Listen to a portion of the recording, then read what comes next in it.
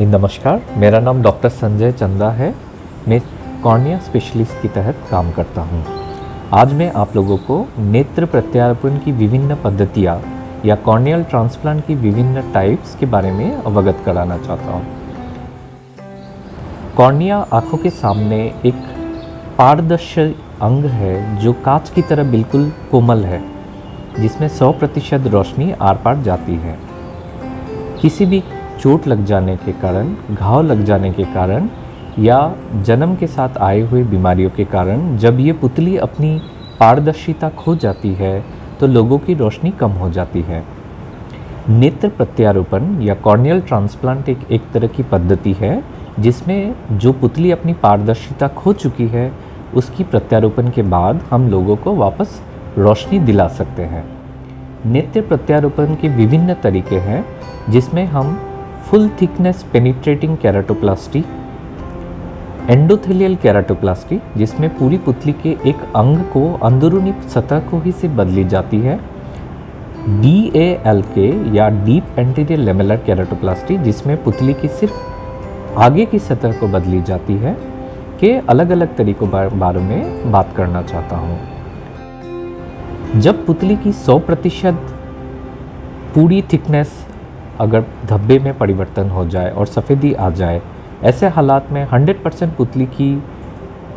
प्रत्यारोपण ज़रूरत होती है जिसे हम फुल थिकनेस पेनिट्रेटिंग केराटोप्लास्टी कहते हैं।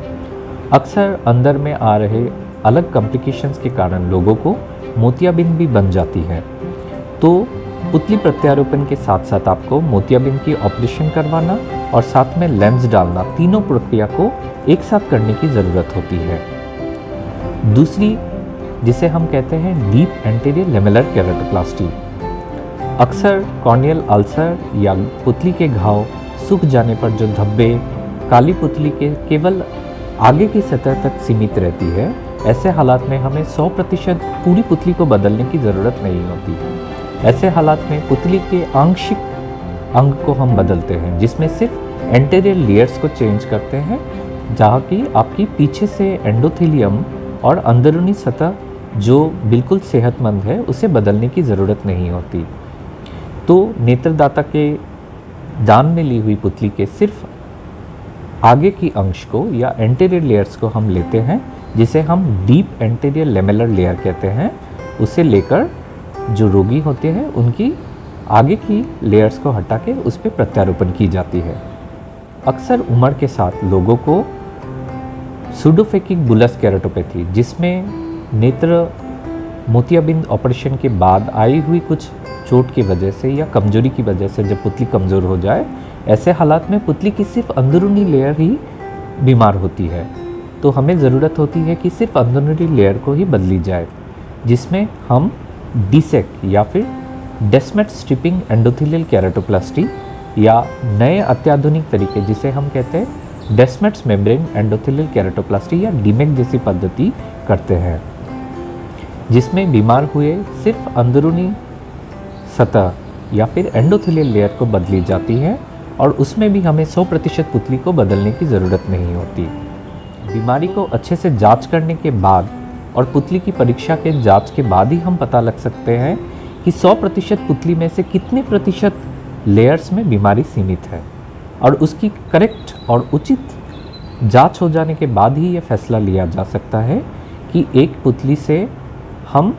कितने प्रतिशत बीमार अंग को हटाना चाहते हैं और अच्छी पुतली ट्रांसप्लांट या प्रत्यारोपण करना चाहते हैं। इसमें सबसे इंटरेस्टिंग और महत्वपूर्ण बात यह है कि एक नेत्रदाता के आँखों को लेते हुए एक ही पुतली हम 2 से अधिक लोगों में भी ट्रांसप्लांट कर सकते हैं, जिसमें आगे की सतह को डेल के द्वारा एक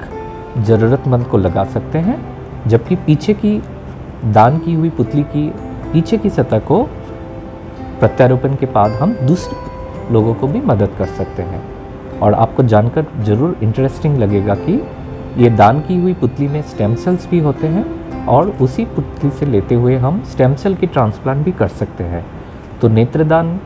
की लोगों में जागरूकता होनी ज़रूरी है। आपको समझना होगा कि आप केवल एक मरीज़ नहीं, आपकी एक आँखों से हम 2 से 3 मरीज़ों को भी ज़रूरतमंद की तरफ से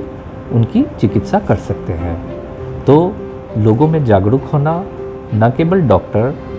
समाज में हर एक अंग और हर एक वर्ग के लोगों की जिम्मेदारी बनती है कि आप आगे आए, नेत्रदान, नेत्र प्रत्यारोपण को समझें और इस ज्ञान को सारे लोगों में फैलाएं, ताकि हर ज़रूरतमंद को जब पुतली की ज़रूरत हो तो वो इस सेवा से वंचित ना हो। नमस्कार।